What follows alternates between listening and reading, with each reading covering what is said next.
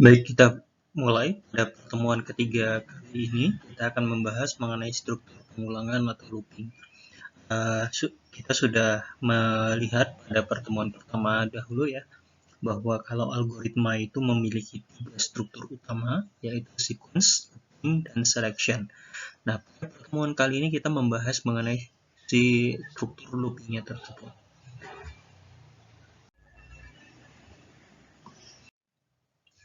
Nah, sebelum kita membahas mengenai struktur looping itu seperti apa, mari kita kembali lagi kepada satu contoh kasus yang sudah kita lihat di pertemuan pertama, yaitu pada saat kita mencoba untuk memberikan instruksi kepada robot kita untuk mencapai kotak F.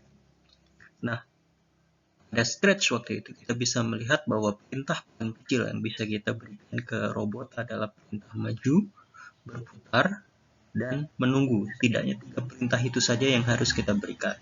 Nah, di sini berarti kalau kita lihat langkah paling cepat bagi si robot itu kalau kita instruksikan untuk sampai ke F itu terdiri atas 15 instruksi. Nah, satu instruksi bisa kita anggap seperti misalnya yang langkah nomor 1 itu adalah maju satu kotak, langkah nomor 2 juga sama, maju satu kotak, yang ketiga juga sama, maju satu kotak, keempat itu nanti yang berputar 90 derajat, kemudian maju satu kotak, dan seterusnya. Jadi di sini kita bisa lihat ada 15 instruksi yang harus kita berikan kepada si robot. Kalau kita lihat juga waktu kita coba di Scratch, bahwa satu instruksi itu terdiri atas satu langkah itu terdiri atas beberapa instruksi. Contoh yang nomor 1, kita terjemahkan instruksinya itu menjadi maju sekian pixel, kemudian tunggu sekian detik, lalu dia akan mengeksekusi langkah kedua. Nah, berarti kalau kita lihat sebenarnya mungkin kalau ini diterjemahkan menjadi langkah atau instruksi di dalam Scratch, setidaknya kita harus memberikan sekitar 30 instruksi. Nah, tapi dari sini kita juga bisa melihat bahwa sebenarnya pada dasarnya langkah 1, 2, dan 3 itu adalah instruksi yang sama, yaitu maju sekian pixel dan tunggu. Nah, jadi kalau kita lihat instruksi ini sebenarnya banyak terdiri atas instruksi-instruksi yang berulang. Jadi instruksi yang sama diulang beberapa kali, kemudian baru kita berikan instruksi yang lain.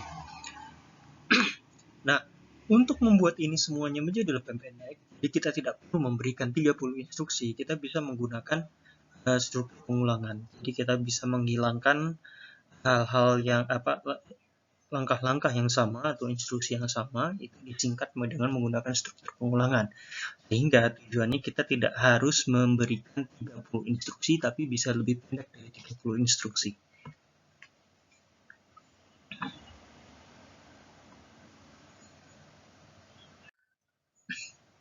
Nah, mari kita lanjut ke langkah pertama dari contoh kasus tadi. Jadi setidaknya 3 langkah pertama terdiri atas 8 instruksi. Ini bila kita nyatakan dalam notasi deskriptif ya. Jadi kita sudah mulai menggunakan notasi deskriptif. Langkah pertama mulai, langkah kedua maju 82 pixel, langkah ketiga tunggu 0,2 pixel, 0,2 detik.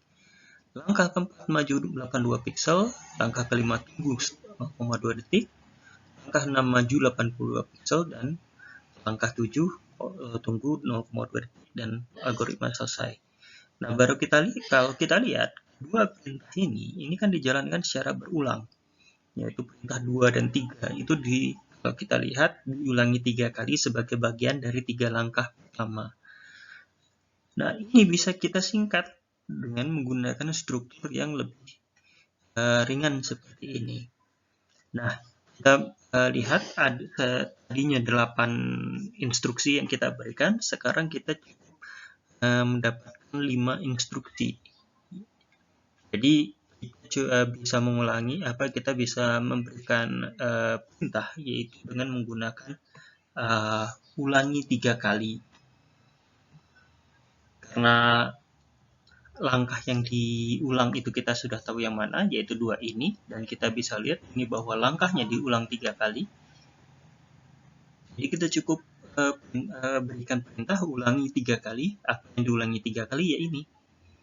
Kedua perintah yang dijalankan. Anda lihat bahwa di sini kita mendapatkan indentasi ya, agak masuk sedikit. Ini untuk menyatakan bahwa kedua perintah ini adalah yang akan diulangi 3 kali. Nah, ini adalah salah satu contoh bagaimana kita bisa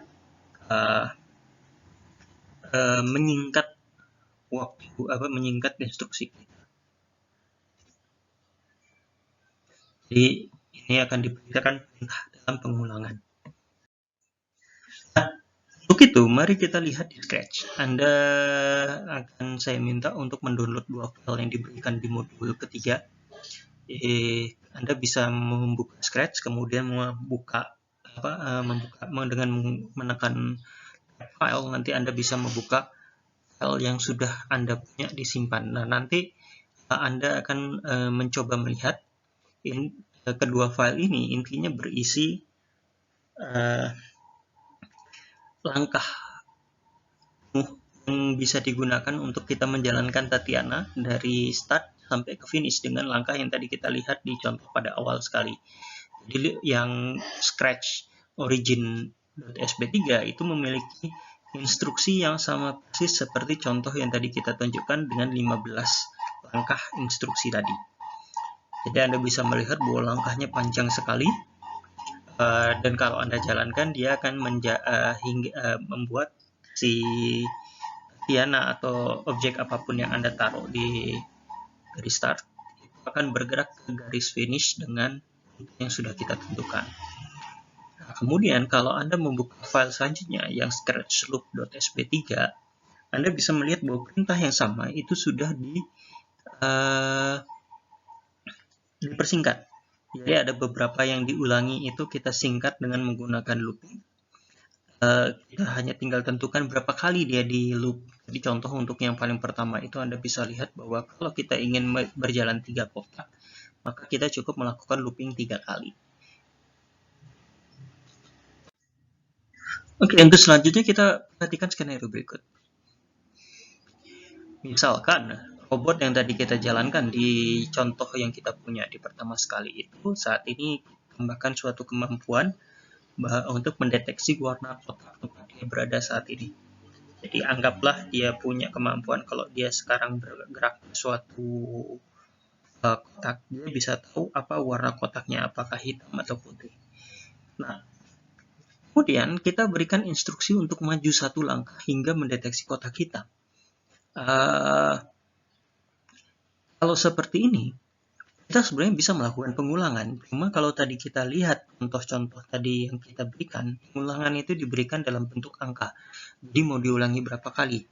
Nah, kalau di dalam kondisi seperti ini, berapa kali kita harus memberikan perintah ke si robot untuk mengulang langkahnya hingga dia mendapatkan kondisi di mana kotaknya adalah kotak hitam. Nah, dan ini coba kita bayangkan lagi tanpa kita melihat kotak. Jadi anggaplah bahwa si robot akan kita berikan instruksi maju 1 langkah, ulangi terus sehingga si robot menemukan kotak hitam. Baru dia berhenti atau seperti apa. Tapi berapa kali yang harus kita perintahkan ke robot untuk mengulangi perintah tersebut. Sementara kita sendiri tidak mengerti atau tidak bisa memperkirakan berapa langkah yang harus diinstruksikan.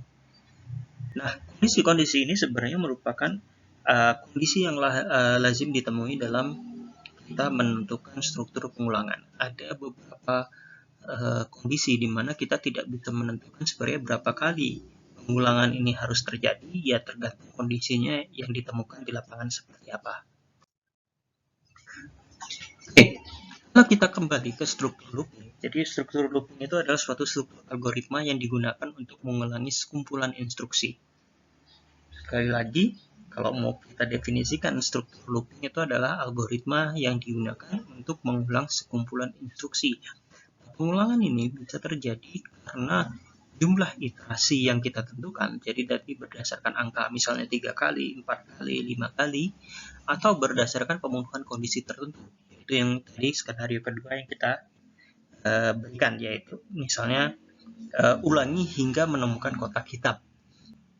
Nah, fungsi utama untuk bagi looping ini sebenarnya adalah untuk menyingkat instruksi yang diberikan kepada komputer. Bila kita menemukan instruksi yang berulang, maka instruksi yang berulang itu bisa disingkat dengan menggunakan struktur loop. Sehingga nanti pada saat kita melakukan coding atau kita membaca algoritma, itu tidak perlu menuliskan terlalu panjang untuk langkah-langkah yang berulang. Nah, untuk selanjutnya kita lihat notasi deskripsi dari looping. Ini adalah dua contoh bagaimana kita bisa menuliskan loop, sebuah loop dalam notasi deskriptif. Jadi yang di sebelah kiri kita punya yang berdasarkan iterator. Jadi ada jumlahnya yang kita tahu berapa kali harus diulang. Sementara yang di sebelah kanan ini adalah berdasarkan kondisi yang dimana jumlah pengulangannya tidak bisa terprediksi. Nah, di sini kita bisa menggunakan kata kunci loop. Dengan kata lain, kalau kita menggunakan loop, tidak tergantung pada suatu bahasa pemrograman. Ini adalah salah satu ciri atau sifat yang kita ketahui ada di dalam algoritma, bahwa dia tidak tergantung pada bahasa pemrograman dan tidak hanya mengacu kepada satu bahasa pemrograman. Kita menggunakan kata kunci loop supaya lebih mudah saja, karena kalau kita menggunakan kata kunci loop, maka dia bisa diterjemahkan, kalau kita ke dalam bahasa pemrograman bisa diterjemahkan menjadi for each, while, atau do while. Jadi banyak sekali yang bisa dilakukan. Nah, karena ada banyak tipenya, kita akan menggunakan loop saja. Nah, untuk notasi deskriptif yang berdasarkan iterator, yang paling penting harus Anda set adalah iteratornya. Jadi ada suatu nilai atau indeks yang kita gunakan untuk menghitung sudah berapa kali kita melakukan pengulangan atau iterasi. Jadi pertama, kita bisa men-set iterasi menjadi 0 terlebih dahulu. Tapi ini tidak selalu selamanya seperti ini ya, karena terkadang ada beberapa iterasi yang tidak dimulai dari angka 0. Tapi pada umumnya dia akan dimulai dari angka 0. Jadi kita biarkan. Kemudian kita harus membuat kode mana atau instruksi yang merupakan awal dari struktur loop.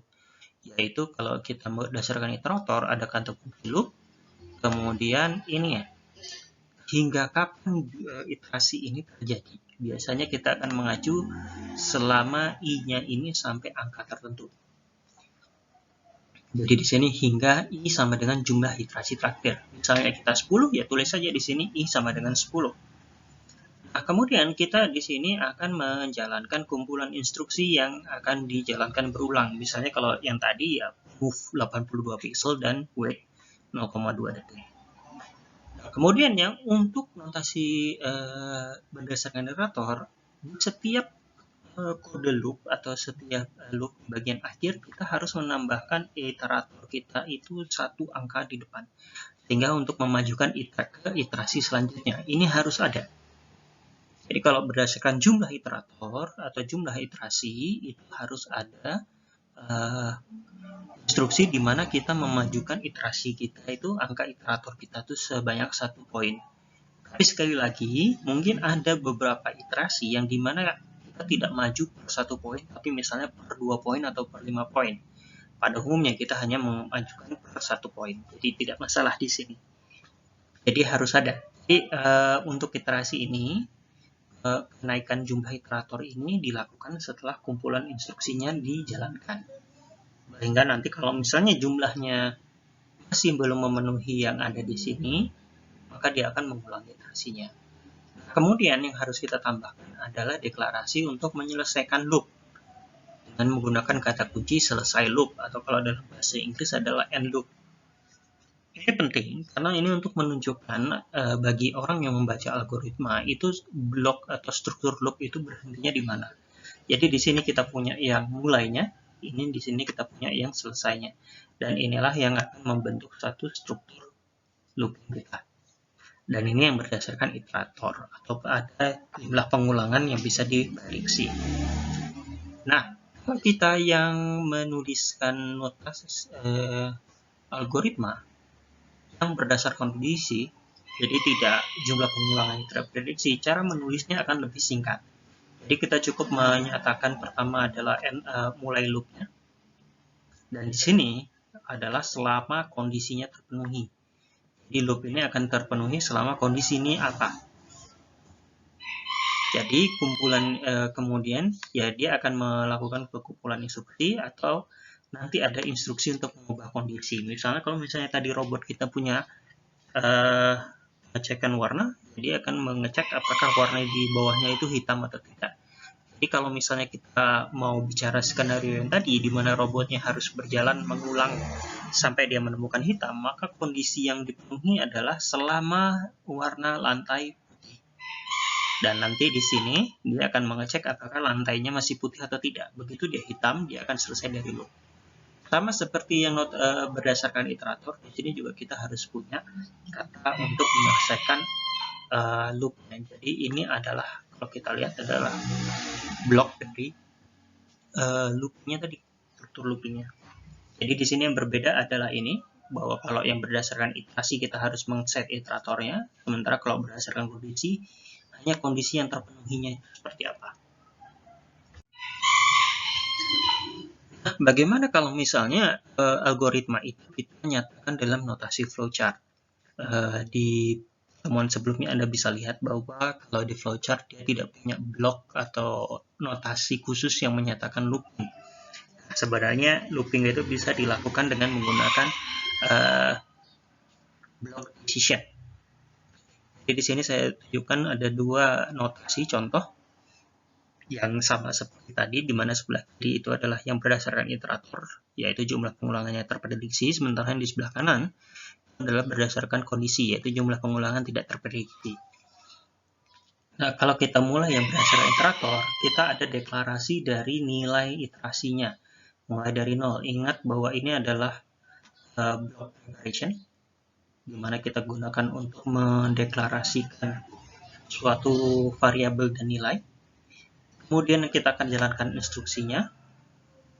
Kemudian di sini kita naikkan nilai iterasinya 1. Dan akhirnya di sini kita cek apakah kondisi iterasinya sudah terpenuhi atau tidak. Jadi kalau tadi ditulis di awal, di sini ditulis terakhir. Misalnya di sini adalah I sama dengan 5. Itu adalah kita menyatakan bahwa perintah instruksi ini akan dijalankan 5 kali. Nah, kondisinya terpenuhi, yaitu I sudah sampai dengan 5, maka dia akan selesai. Tapi bila tidak, masih akan mengulang. Dia akan kembali ke instruksi ini dan mengulang instruksinya. Jadi yang bagian ini adalah loop kita.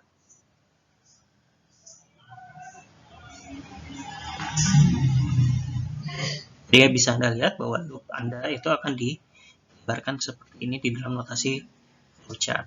Jadi ada decision block yang kita gunakan untuk mengecek apakah kondisi iterasi sudah terpenuhi atau tidak. Kalau tidak, dia akan diulang. Kalau iya, maka dia akan selesai. Nah, untuk yang berdasarkan kondisi, gambarnya akan menjadi lebih ringkas. Jadi kita tidak punya apapun di sini untuk mendeklarasikan.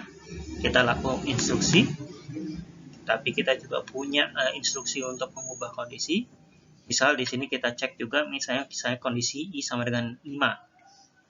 Nah, kalau misalnya selama kondisi ini adalah masih terpenuhi 5, maka dia akan menjalankan instruksi. Tapi bila nilainya berubah, tidak lagi menjadi 5, maka dia akan selesai.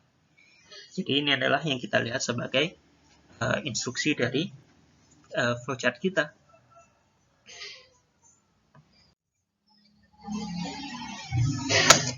Nah, ini seharusnya kita akan coba lakukan praktek, tapi nanti akan saya gunakan ini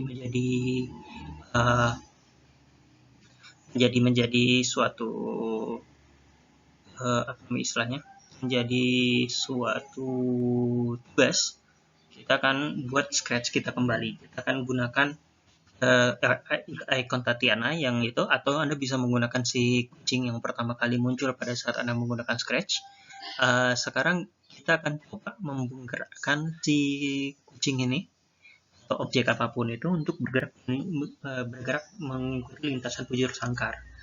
Nah, ini kita gunakan dengan menggunakan struktur looping. Jadi pada dasarnya misalnya Anda punya si objeknya ada di sini, kita akan berikan perintah adalah maju sekian jarak.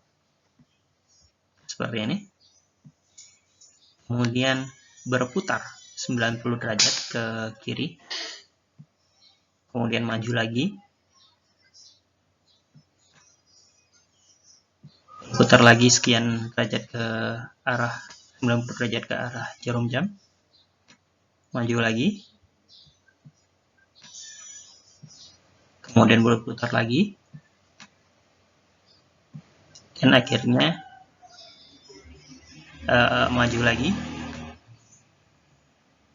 dan akhirnya berputar lagi.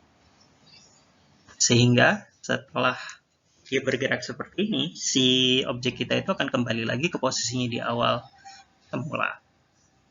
Nah, jarak majunya ini bila kita sebutkan X ini harus sama semua, hingga dia menggerakkan atau bergerak dalam struktur bujur sangkar. Nah, nilai X ini terserah Anda, boleh berapapun Anda lakukan, Anda tentukan. Intinya nanti cobalah terapkan, dan nanti kumpulkan di sini. Nah, setelah Anda membuat ini, ya, dan ini ingat ya, ini sebenarnya kan kalau kita ini bisa kita terjemahkan instruksinya adalah maju, berputar, maju, berputar, maju, berputar. Nah, ini kalian harus buat dalam menggunakan struktur looping, sehingga kalau kalian lihat ini sebenarnya kan dua langkah yang ini diulangi sebanyak 4 kali. Jadi Anda harus menggunakan looping yang menyatakan 4 kali pengulangan untuk kedua langkah ini, sehingga nanti bergeraknya mengikuti struktur bujur sangkar. Nah, coba Anda buat di Scratch. Kalau sudah, Anda download, Anda save ke dalam komputer file Scratch-nya, kemudian kumpulkan di pengumpulan. Ya. Dan Anda juga diminta untuk menuliskan notasi dari flowchart-nya termasuk untuk pengulangan ini. Oke, berarti itu adalah tugas Anda, dan itu adalah mengenai penjelasan mengenai algoritma kita kali ini. Baik, terima kasih. Kita bertemu lagi di minggu depan. Kalau ada pertanyaan, Anda bisa mengajukan melalui grup WA atau forum diskusi yang saya berikan di modul 3. Terima kasih.